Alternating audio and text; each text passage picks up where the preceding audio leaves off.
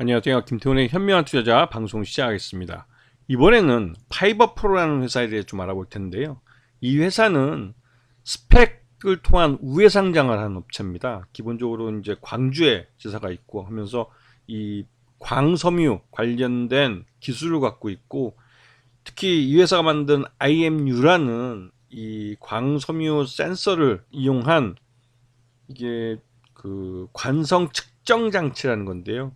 이게 어떤 3차원 공간에서 자신의 위치뿐만 아니라 가속도, 어떤 방향으로 움직일 때 거기에 속도까지 측정해낼 수 있는 그런 센서가 붙어 있는 장치입니다. 좀 어렵긴 한데요. 우리가 일반적으로 사용하는 건 아니고, 비행기나 이 3차원 공간에 떠 있는 물체에서 자신의 위치를 공간 내에 지정을 하고, 그리고 또 어떠한 방향으로 이동을 할 때 그 속도를 측정해 주는, 그러므로 해서 안전과 또 이런 뭐랄까요, 목표를 정확하게 찾아가는 그러한 기능을 담당하는 그런 제품이기도 하죠.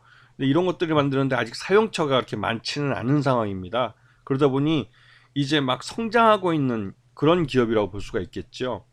이 현체 보시게 되면 지금 우주항공용, 그러니까 항공우주용 자이로스코프를 개발한다고 그러는데요. 이게 이제 우주 공간은 여기 3차원 공간이기 때문에 그 공간에서 우리가 이제 6G, 그러니까 5세대 통신에서 더 진보된 6세대 통신을 하려면, 6G 이동 통신을 하려면 이 우주 공간에 소형 인공위성들을 쫙 깔아놔야 됩니다. 그 스페이스 X가 하는 일이죠. 그렇게 해서 그 작은 위성들로 인해서 바로 하늘에서 이제 바로 인공위성을 통해서 통신을 연결하기 때문에 진짜 끊김없이, 막힘없이, 그리고 가장 빠른 속도로 통신을 커뮤니케이션 할 수 있는 거죠.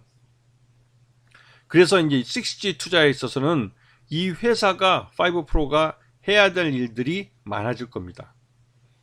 자, 그리고 이 회사가 갖고 있는 주요 사업 영역들을 보시게 되면 이 광 계측기기나 이런 광을 이용한 이런 기술을 갖고 있는 뭐 기술 기업이라고 할 수가 있는데요. 그러다 보니 아직까지는 그 시장 자체가 좀 협소합니다. 그래서 규모의 경제를 달성하지 못했죠. 거래처들이 보면 이렇게 많은데요. 거래처들이 굉장히 많고, 또 정부기관, 국방과학연구원이나 애트리 같은 곳이 있고, 그러다 보니 이런 데서는 이런 경상적으로 매년 반복되는, 그러니까 만들어서 납품하거나 이런 일이 아니라 이벤트적으로 발주를 주면 용역을 수행하는 형태의 사업이 되기 때문에 이 매출 외형이 꾸준히 늘어나기엔 좀 어려운 측면이 있습니다. 그러다 보니 좀 어려운 부분이 있고요.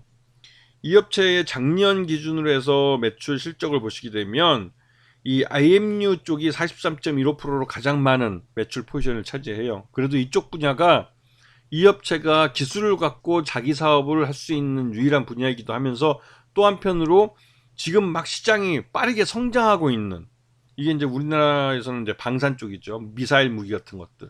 그런 쪽에서 이 관성 측정 장치가 굉장히 필요합니다. 그리고 실제로 이런 쪽에서 수주도 하고 있고, 그런 면에서 이 파이브 프로의 그 미래 성장성이랄까요? 이런 부분은 방산에서 볼 수가 있었던 거죠.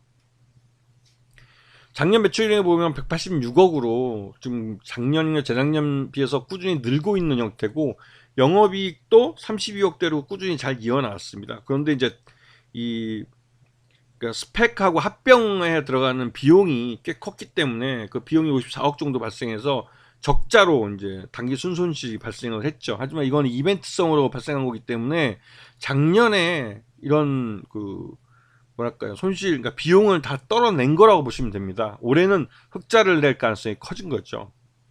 그리고 최대주주 지분이 48.31%라 꽤 많은 편입니다. 그리고 이 중에서 이제 개인 투자들 중에서는 일부 매각할 사람도 있겠지만, 그래도 이 제일 큰 고영환 씨와 그다음에 이봉환 씨, 이런 사람들이 가장 큰 그 포지션을 차지하고 있는데, 이들이 팔지 않으면 뭐 크게 뭐 움직일 건 없겠죠, 주가가.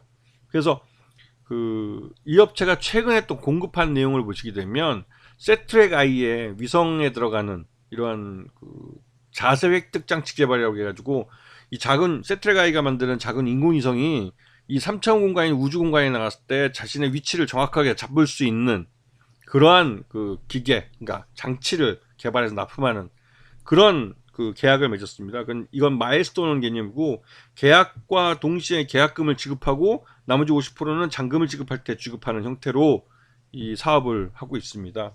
그리고 이 업체가 이 5 프로의 이 규모의 경제를 아직 달성하지 못했다는 점이 가장 큰 약점이기 때문에 스펙 상장 이후 그 첨단 기술이나 이런 분야에 대해서 굉장히 그 시장에서는 좀 긍정적으로 봤고, 특히나 현대차가 이 드론, 이게 이제 그 말 그대로 모빌리티 회사를 이제 지향을 하면서 이 UAM이라는 도심 항공 교통 이쪽을 이제 사업하러 해서 이제 굉장히 많은 투자를 했는데, 그 UAM에 들어가는 드론의 위치 자세를 잡거나 아니면 이 가속도를 방향을 정하거나 하여튼 이런 기술 쪽에서 이 5 프로는 분명히 그 거기에 일정 부분 기여할 수 있는 제품을 이미 개발을 했고 갖고 있는 회사예요.